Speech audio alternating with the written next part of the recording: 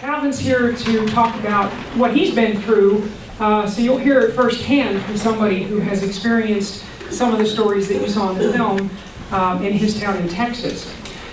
So Calvin was elected as the mayor of Dish, Texas in May of 2007 and served 2 terms for the town after serving one 2-year term as a town commissioner.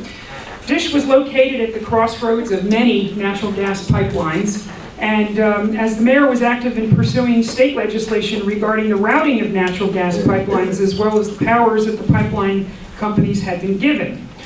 A resolution was passed by the town of Dish regarding this subject and was passed by 40 other towns representing well over 1 million people. Let that be a lesson for us. Tillman now focuses on private property rights and eminent domain reform at the state level and is very active in the state legislature championing legislation that enhances and protects private property rights for hardworking Texas families. Former Mayor Tillman was recognized for his contribution by the Texas Progressive Alliance with the Gold Star Texan Award for 2009. He's a veteran of the United States Air Force. Thank you for your service. He has degrees from the Community College of the Air Force and Concordia University of Texas, as well as being a licensed aircraft mechanic and pilot. He's married to his wife Tiffany for 14 years and has 2 sons, ages 6 and 8, and a 20-month-old daughter. At this point, I will turn it over to Calvin to share his stories with us. Thank you. Very nice introduction. A little bit about why I'm here. I'm not paid to be here. I came out here at my own expense. I came out a couple of months ago with John, and I co-founded a nonprofit organization. We're affiliated with Earthworks, and we did some work out here in California, and I kind of got a sense of inspiration that maybe things could be different here than have been in other places that I've been. Perhaps some of you folks won't get to be in documentaries talking about what has happened to you. Has anybody seen Gasland or Gasland 2? Yes. Okay, so most of you may have seen my story in both of those films. So I'll tell you a little bit about my story, but I think it's more important to take the point that you're at and learn from the experiences and make sure that that doesn't happen to you or it doesn't happen to your community or to your state. And I believe that you guys have the opportunity to do that. That's the reason that I came out here at my own expense, so that maybe you guys could have something that we didn't have. Maybe there could be a difference made here. Maybe there's an opportunity that we didn't have, and a lot of the folks in the film didn't have. I live in Texas. I don't live in Dish anymore. I moved about 25 miles away. Live in a little town called Aubrey. I actually didn't grow up in Texas. I grew up in Oklahoma. Moved to Texas about 12 years ago. Actually grew up in the middle of an oil field in Oklahoma. So wasn't that unaccustomed to this kind of activity. When I moved to Dish, there was already some activity going on. So it wasn't, it wasn't like there was nothing going on.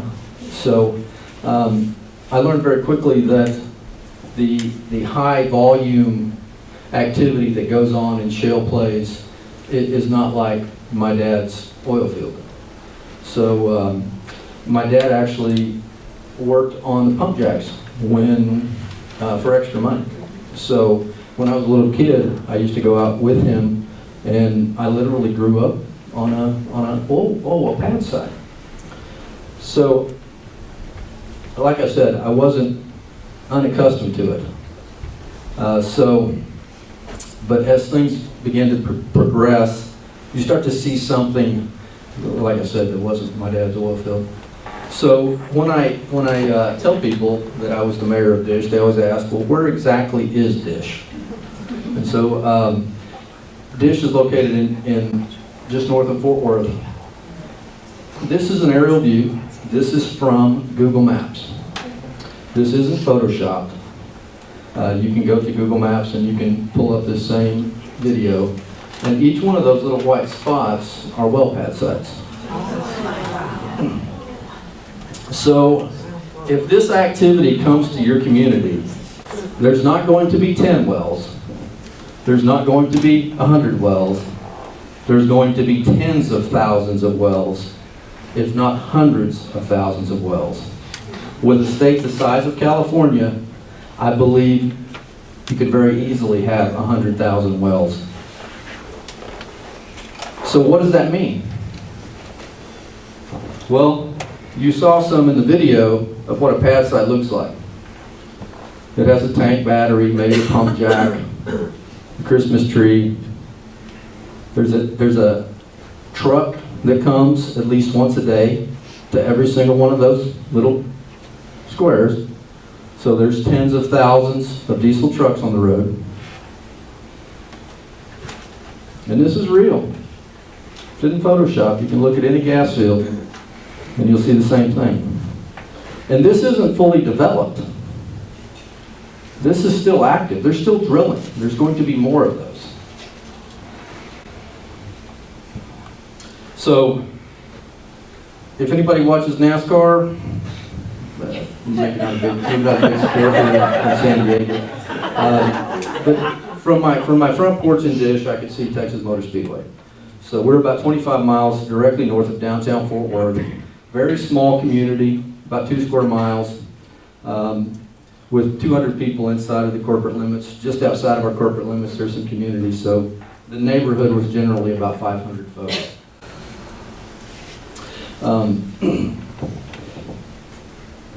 Fracking, hydraulic fracturing. The method that they're using in the shale plays was developed about 15 miles to the west of Dish. So the Barnett Shale was where this all began in the shale plays. And the industry will say they've been doing it for 60 years, and some variations of it have been done, but not the slick water, high volume hydrofracking that they're doing now. That was developed in the Barnett Shale in the late 90s, and it was about 15 miles to the west of Dish. So this is where it all started. So it was going on here before it was going on anywhere else. Dish was a bedroom community located right on the outside of the urban sprawl, so it became a very popular route for pipelines. And so we had, in our 2 square miles, we had a dozen pipelines. And to facilitate those dozen pipelines, we also had a dozen natural gas compressors, big compressor engines. We had metering stations that metered the gas. We had, of course, the wells. You know, probably within a mile radius of my house in Dish, there was probably 100 wells, I would say, something to that effect. And so in Dish, basically, the entire process was completed. They drilled the well, they fracked it, they got the gas, they metered it, they processed it, and they odorized it, then they compressed it and put it out into the pipeline. So everything happened within our little 2 square mile area. So this is a picture of Dish from an aerial view. These are the compressor stations here, and there's 5 separate companies. In Texas, there's a loophole. They have what they call permit by rule. And so if you don't reach a certain emission level, then it's simply, it's an administrative process only. There's no inspection or anything that goes on. And so each one of these companies put in individually for permit by rule, when you can see it's really one facility. And so they use that to get around the rules. When we first started squawking about this, the state of Texas had no idea that they had even installed these right next to each other like this. Began to grow, we started to notice that the odors were getting stronger. There was a lot of odors coming out of the facility. And then we noticed that, you notice anything strange about those trees? No leaves. They're dead. But it's not wintertime. We actually do have trees that lose their leaves in the winter, but all the other trees are green. Has anybody ever driven out in the country and seen a fence line that had been grown up for years and it's thick with woods? That's what that looked like when the facility was built. And then all the trees along the fence line were dead or dying very quickly after that. So we did an air study. We paid for an air study in Dish, and we found that what was killing the trees. And it had a number of carcinogens. There was 16 carcinogens and neurotoxins that were above the effect screening levels. And as this was going on, I watched a movie called Split Estate. Has anybody seen Split Estate? Yeah. In this movie, Split Estate, it's about oil and gas development in New Mexico and Colorado. And everybody kept talking about nosebleeds. Geez, I get nosebleeds all the time. I get nosebleeds all the time. Me and my wife looked at one another. Our children have been getting nosebleeds for months. And so at that point, we knew that there was a problem. Now we had the air study that showed what was in the air. And so we had to start thinking about moving. And so we ended up moving. Immediately upon moving, the nosebleed stopped. My oldest son has had asthma his entire life. Had to do a nebulizer breathing treatment. Immediately stopped. Moving was one of the toughest things that I ever had to do. Especially when you invest your life into something. You know, not only would we buy our dream home and build that the way that we wanted, but I was also the mayor of the town. I built a library. I built a park.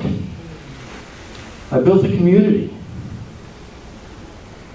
And I had to walk away from that.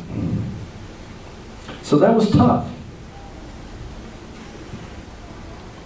Do you guys like living here? Yeah. What would it take for you to move? Because I had to make that same choice. Think about that. What would it take for you to move away? Move where? What would it take for you to move your children out of the schools that they're in, or the grandchildren, or whatever? Move away from your friends. Move away from your support structure. What would it take for you to do that? Because there's people all around the country that are making that decision right now. I was fortunate. I got out. I sold my house. There's lots of people out there who aren't that fortunate. They're upside down in their homes. Once a mess like that moves into your backyard, who are you going to sell it to? So then they're upside down in their mortgage. They can't sell it. Do they walk away? Do they file a lawsuit, spend the next 5 years in court? In the meanwhile, their kids are getting nosebleeds. So then they dangle that non-disclosure agreement in front of you. Right about the time that your son has nosebleeds. Right about the time that your daughter's sick. Right about the time when you haven't slept in a week because of these things. And then you have to sign away your right to speak. I didn't have to do that. I sold my house and I moved. I don't have a non-disclosure agreement. But there's a lot of people out there who do. And I know them personally. And I've talked to them and I know their stories. And their stories are just like mine. And their stories are just like the people that are in that film. What would it take for you to move away from your home? As we talked about earlier, when I left Dish, I co-founded an organization called Sheltest.org. And we're a nonprofit organization. We're umbrellaed under Earthworks. It's a little bit about the organization. We were doing some work out here in California a few months ago. We've been very fortunate. There's technology that we have that most groups like us don't have. And that's gas finder technology. We have a camera where we can actually see emissions. Where we can see the emissions coming off of compressors, condensate tanks. You can see vapors. The camera new is about $85,000. We bought ours used. It was donated by an anonymous donor. And we provide that to John and to any other group that we can. The camera's almost always in use. And so it's in Wyoming right now. John just shipped it out yesterday morning to Wyoming. It'll probably be in Texas when I get back, and it'll be used there. But it's very powerful as a visual to see what the naked eye can't see. And there's a picture of Tim Ruggiero, who does happen to have a non-disclosure agreement. And he's looking through the camera. And so it allows you to see VOCs. It's made by FLIR, but you're not looking at heat. It's specifically designed to see VOCs. And this is, we're filming with a regular camcorder, and we put it into the lens of the gas finder. And there's some commentary in the back. I don't know if you'll be able to hear that or not. For those of you who've seen Gasline 2, this footage was in Gasline 2.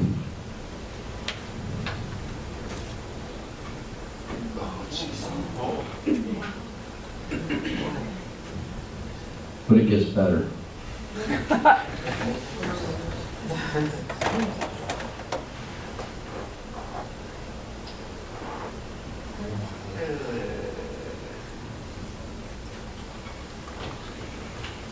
I look through the windshield and see that there's a city park right next to it. That's a playground. That's a lower income area, lower income neighborhood just north of downtown Fort Worth, Texas. Well, you might say, well, Calvin, that's in Texas. Haven't you seen California is very, very environmentally sound. That sort of stuff would not happen in California, now would it? This is in downtown Bakersfield, California, when me and John were out here. And this is the tank leaking in the exact same manner that the tank in Texas was leaking. This is right in the middle of Bakersfield. There's an apartment complex right next door. There was a radio station. There was a whole business area where doctors' offices and things like that were there. And that went on for as long as we stood there. It is happening in California. And it will be happening more in California. So what happens if you do nothing? Just going home and watch the Rangers beat the Padres. What's the consequences?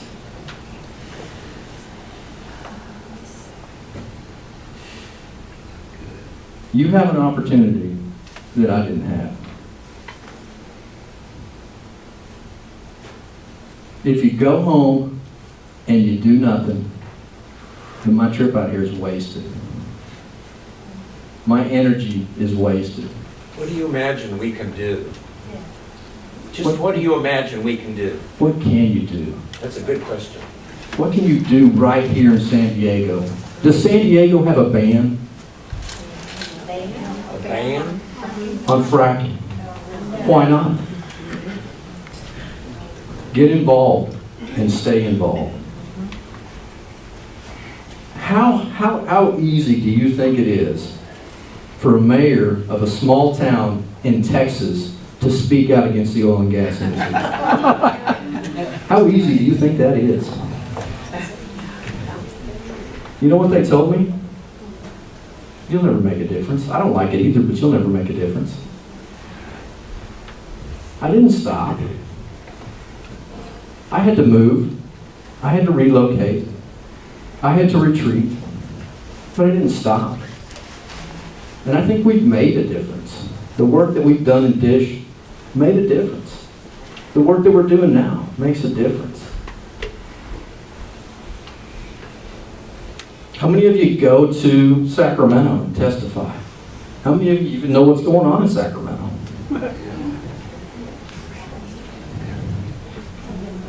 Most people don't. Most people don't even know who their state representatives or their state senators are. Most people don't even know who their city councilmen are. I was asked that question.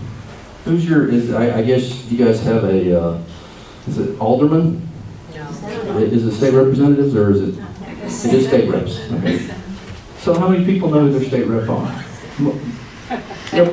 There's usually a bunch of people who stick their hand up. I assume that you really do know. So, what's their chief of staff's name?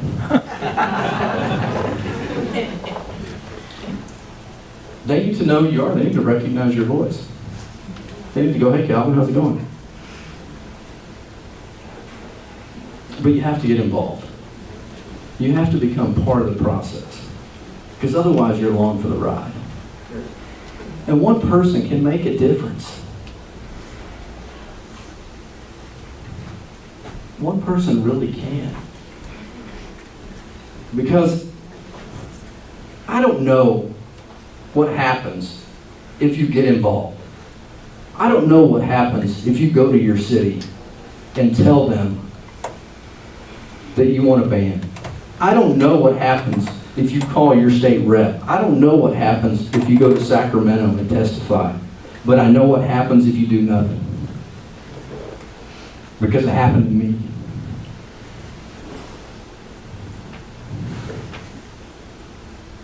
I know what happens if you do nothing.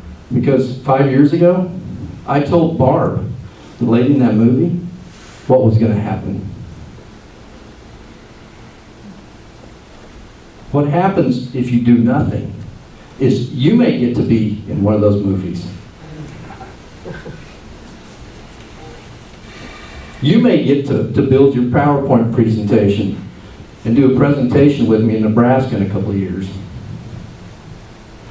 That's what happens if you do nothing. We know what happens if you do nothing. There's groups here to get involved with, to be part of, to help stay involved. Do something. Because I know what happens if you do nothing.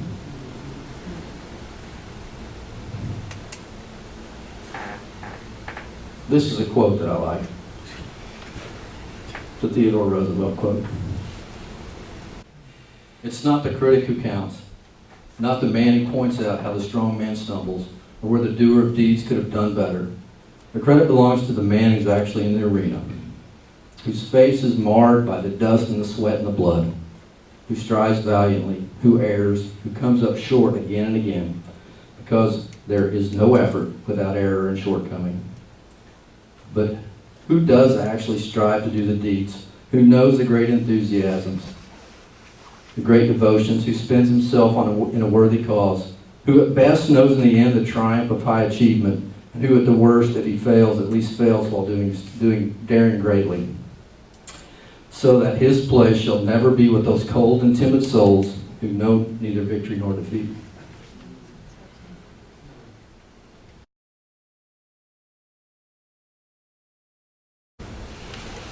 You have to do something. I like this picture. The caption on this picture was, sometimes the odds don't matter. When I began speaking out, they said, you know, this is kind of like David versus Goliath. I would say, well, who actually won that? You got to do something. Because if you don't, what happened to me is going to happen to you. And if you don't have it in your backyard, everybody lives downstream. Everybody lives downwind. Oh, how's the water supply doing out here? How would 100,000 wells with millions of gallons of water for each well affect that? Completely gone. Gone from the ecosystem. And contaminated forever. You have to get involved, and you have to stay involved. And she's going to get up in a minute and tell you how you can best do that. But you have to become part of the process. I get up every Wednesday during the legislative session, and I drive 3 hours to Austin. And I wait around, and if they know what bill I'm there to testify for, they make sure that's last.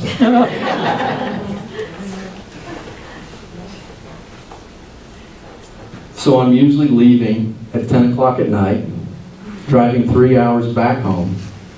Oh, and I have a real job too. That's what it takes. You need to get involved. The number of people in this room, if you showed up in Sacramento at a hearing, they would go into shell shock. If you showed up at your legislator's office, they would go into shell shock. But just a quick story. Last year, there was a bill that would have completely stripped local municipalities' authority over pipeline and pipeline appurtenances. When you talk about a pipeline in Texas, all those compressors, they're appurtenances. What local municipalities can do is very limited already in Texas. But this would have stripped everything away. No noise abatement. These things are 3,500 horsepower engines. Pretty doggone loud. No noise abatement, no aesthetics, nothing. I went down and very passionately testified against this bill. A few other local public officials came down and testified against it also. I talked to the committee clerk. She said, "No, bill's coming out next week. It's coming out of committee. It's going to pass." I said, "But what about the testimony?" Nah.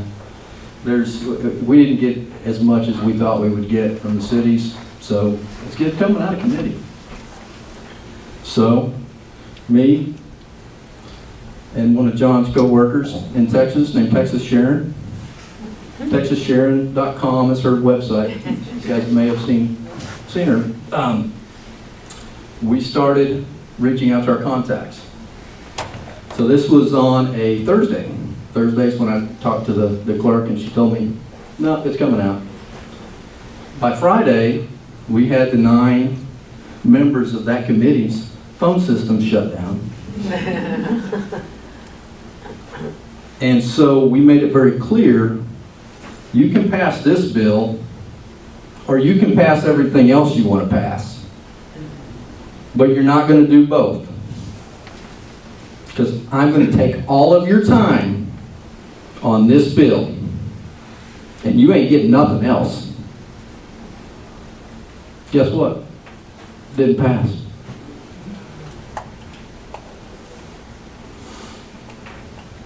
On another occasion, there was a bill that the only thing that you can sue for in Texas, you can't sue for being poisoned. You can sue for trespassing. Trespassing and nuisance are the only things you can sue for. They were going to take that away from us. They were going to take it away so you couldn't even do that. So I tried to call, this was in the Senate, Texas State Senate. The guy who chaired the Natural Resources Committee was number 3 in the state. Perry, the lieutenant governor, and then this guy, he was the head of the Senate. He wouldn't return my calls. His staffer said, you don't live in our district. So I paid $95. And I took out an ad in his local newspaper. And I said, his name was Troy Frazier. Simply said, Senator Troy Frazier is destroying private property rights in the state of Texas. Call Senator Frazier to oppose this bill. Guess who called me the next day, personally? Guess what they did? They changed the language in the bill.